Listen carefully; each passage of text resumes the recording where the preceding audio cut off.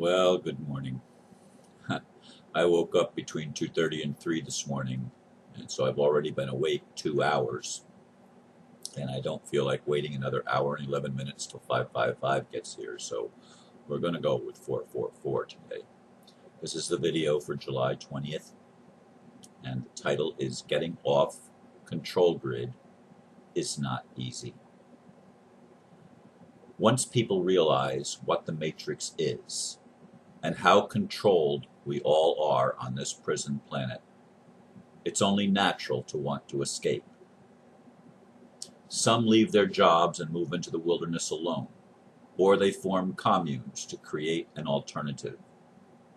But nothing has changed in the outer world. Others create and escape into mental constructs where they simply deny and avoid thoughts that are not approved by themselves, ones they call negative. What about the majority of people, though, the ones with children and families they must care for and support? What about all those who do not have survival skills for wilderness living? What about those who simply want to be somewhat normal, just not part of the system? The control grid is insidious and everywhere. No part of human life is easy without being part of the matrix. Virtually all financial transactions of any kind feed the beast. How do we get out of that? That's the question of our age and time. Is the answer 555?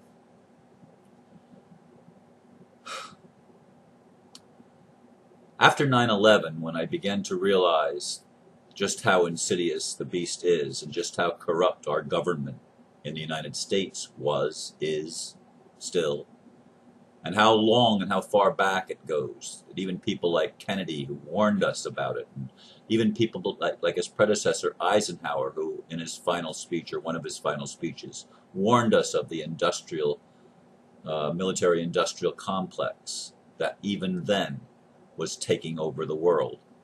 And Kennedy warned us of a conspiracy that was so inclusive and so insidious that it touched every aspect of our lives.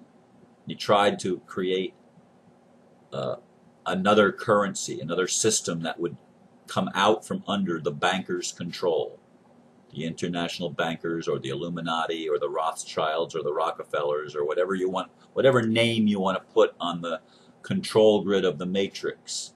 This economic stranglehold that these would-be world dominators, I don't want to call them rulers, and they certainly are not leaders, they're world dominators. Their vision is to dominate the entire world, to control all the resources, including what they call human resources. No, they don't see us as human beings, as living souls. They see us as chattel, as cattle, as expendable items. That's why they have no problem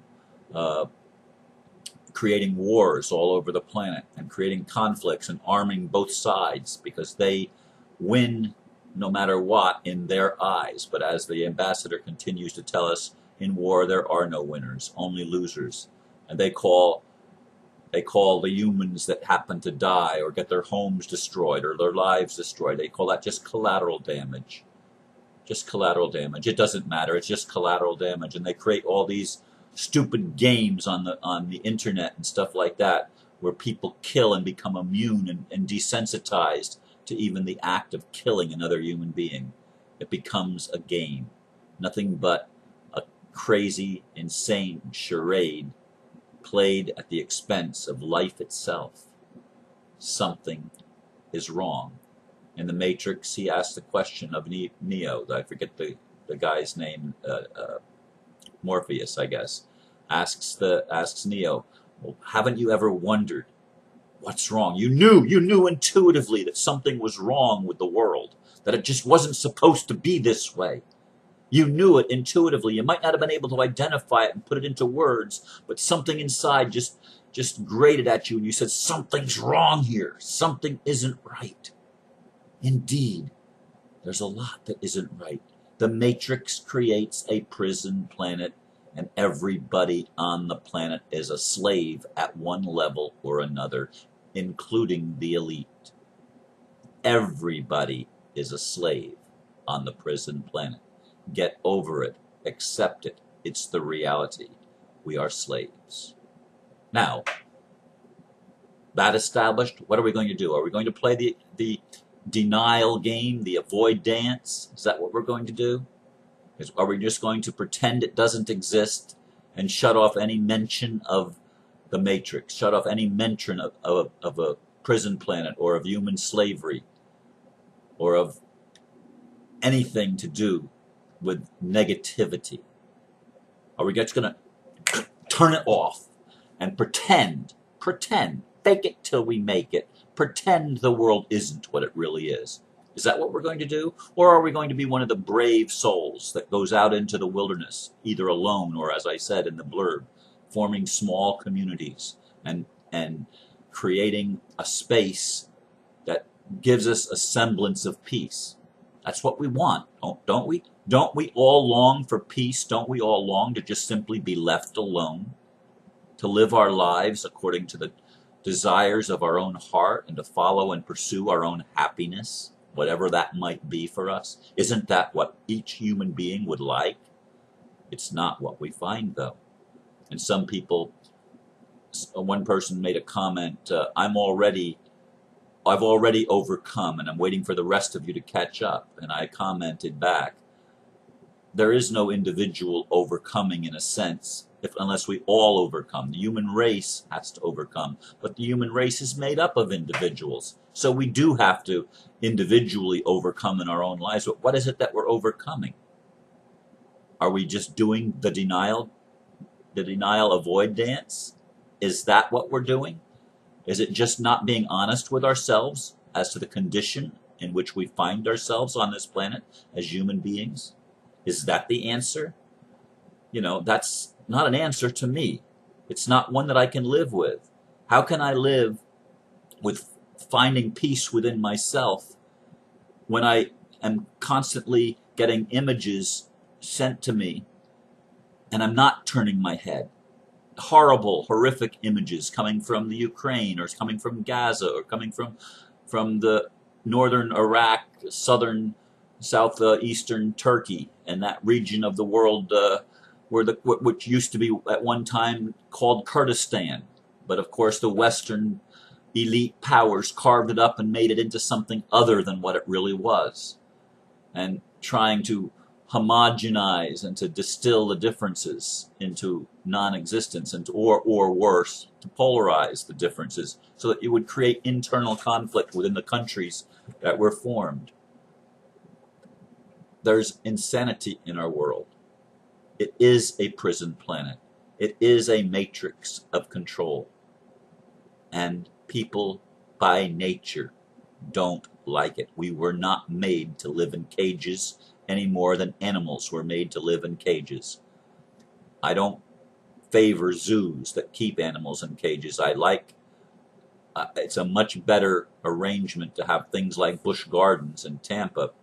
And I don't know about the other Busch Gardens because I've never been there, but where at least the animals are given free range. They're not put in cages. They're still enclosed, but in a wide area, not a little cage. Life doesn't like to be caged.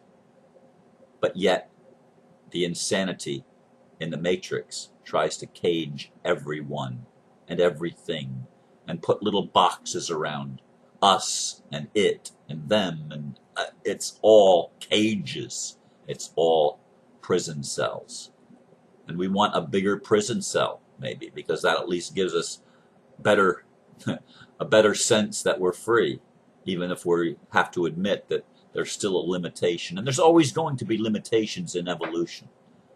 Evolution, no matter what stage you are and you're evolving, there's always going to be a limitation. There's always going to be a comfort zone. And in order to escape the limitation, you're going to have to go out of your comfort zone somewhat. This is the reality. What I've been trying to do, and what I perceive the Dragon family is trying to do, and many others, what we're trying to do is not to create a commune where people can go in and have their own little zoo, have their own little larger prison, but still a prison within a prison. That's not the vision. The vision is to set humanity free. The vision is to create an alternative system that allows us to break free of the financial tyranny of the world and to allow people the freedom to educate ourselves as to our own identity and our own potential. It's not our own reality, because our reality is in the matrix. We're slaves. That's our reality. That's our experiential truth. Whether we like it or not, whether we want to admit it or not, it's our experiential truth. As the ambassador said, every time you use your MasterCard or Visa, every time you participate in any financial transaction in the current system, you're feeding the beast. It's 666, and you've already got the mark of the beast, like it or not. Now, are we going to accept that the mark of the beast means we're going to hell and we're going to burn forever and ever, separated from the God that loves us because we took the mark of the beast and we didn't even know what it was?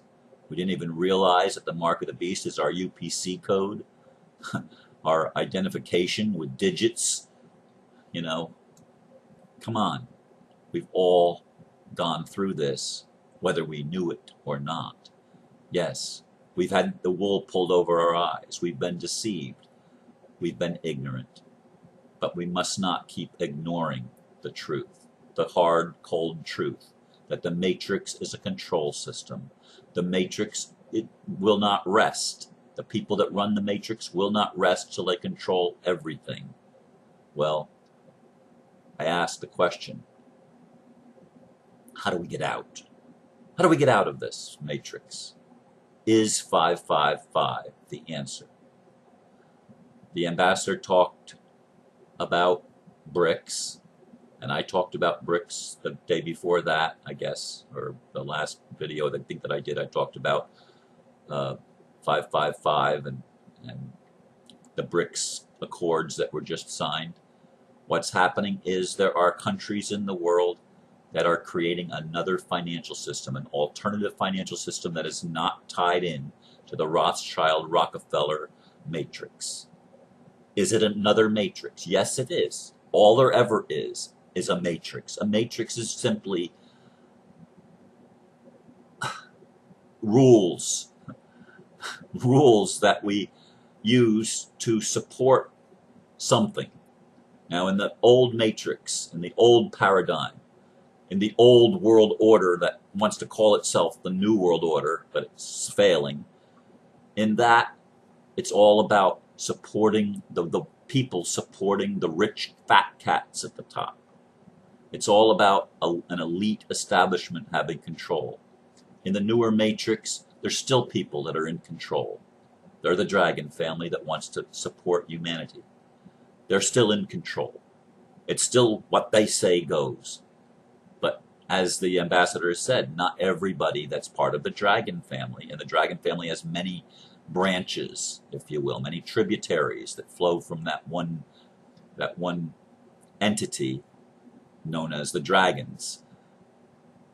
Some of the dragons are on the side of the people. Now, I believe that's true. Yeah, there's been periods and times, even in the past couple months and weeks, that I've had my doubts. You always have doubts. How can you not have doubts when you look at the past? But what I've continued to try to do is I've tried to see the future pulling me forward in many ways. I mean, I could get off into various things right now, but I don't want to go there in this video, and already it's over 14 minutes. What I want you to see is that what is being created by 555, by the dragon family, is they're creating an alternative financial system. Is it going to be perfect? Probably not.